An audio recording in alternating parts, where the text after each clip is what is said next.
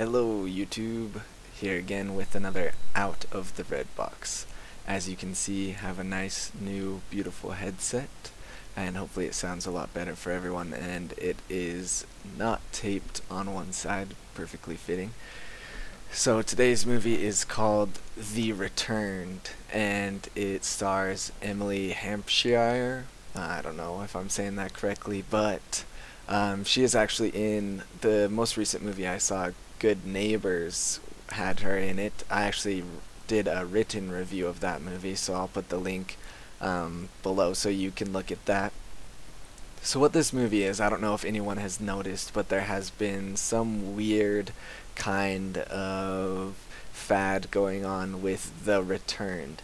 There's a TV show, a comic, and now this movie, and I think there might even be more than one movie coming out or people are thinking of.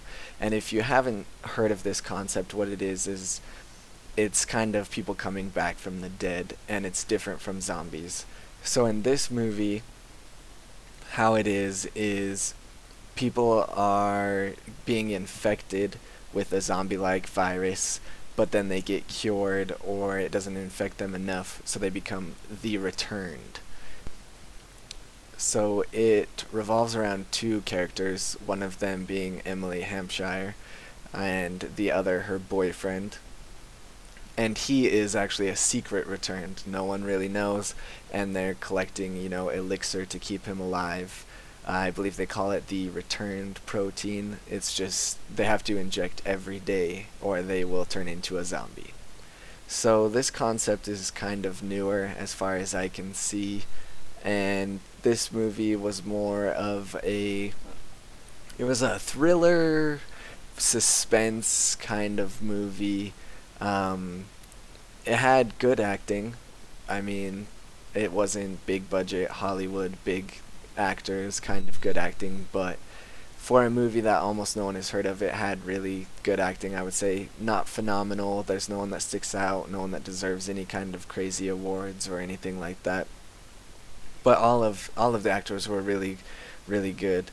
This movie is another slow-going movie. I did another count, and it starts to get a little more interesting around 40, 50 minutes, so it's still a bit in there. Not as bad as the last one. And overall, this movie was a step up from the last one, which is really good. So the major concept of this movie is there are people who are against the returned. They don't believe that they should be allowed to live, or at least be in the general population with normal people, because if they stop taking their serum, or they just, run out, these people will turn into zombies and start eating other people. So there's riots and everything like that, protests against those people, and there's actually people that start going around and they take matters into their own hands. This is when the movie starts to kind of get into it, is around the 40 mark, where you see people start doing this. So the couple, they go into hiding instead of turning themselves into the government. She doesn't want to turn over her boyfriend, and they go into hiding with two other friends. The world starts kind of getting crazier. There's riots, there's people fighting, things like that, because they're running out of the serum. So if we do a gore breakdown of this movie, I would say minutes 1 through 40, not very much. 50 through 60 is where it starts getting a little gory, and then the 60-minute mark to the end is when the most gore happens. And there isn't very much in this movie for a zombie film. Don't expect zombies to start running around eating everybody. There's only one or two that you actually see, and it's really well done. At least the blood, the gore, the zombies, everything like that is really well done. So in the end, this movie, it was predictable. It wasn't too exciting, but the acting and the gore that it did have were all good. So I mean, it has about a mid-range rating on every site, about a 5 out of 10 or a 2.5 out of 5. I would say that's probably a really deserving rating for this movie. It's slow. The end does have a kind of interesting twist, but it was fairly predictable. They actually leave open what you would think, oh, maybe they're going to do a sequel. But just with how this movie seems, I wouldn't bet on it. I don't see a reason for them to spend more money to do a sequel. I mean, it wasn't a bad movie, it's just not going to bring them in a lot of money, and you need a lot of money to film a sequel, of course. So, in the end, I thought the coolest part was the ending.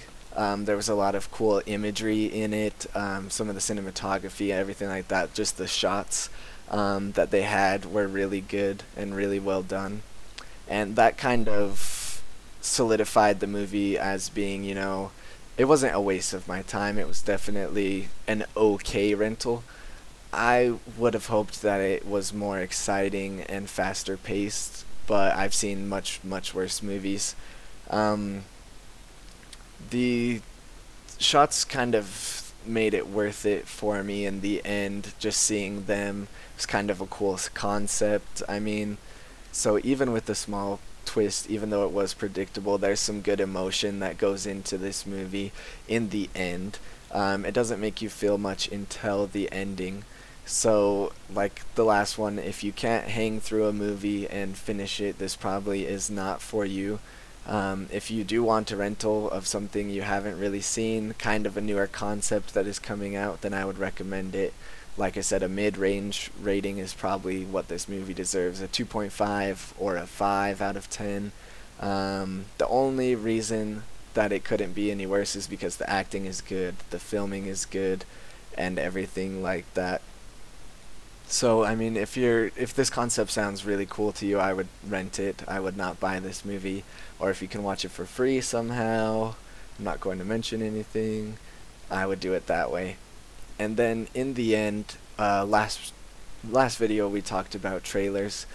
This movie actually did have another good trailer before it, a trailer called Cottage Country, and I'll put that below as well.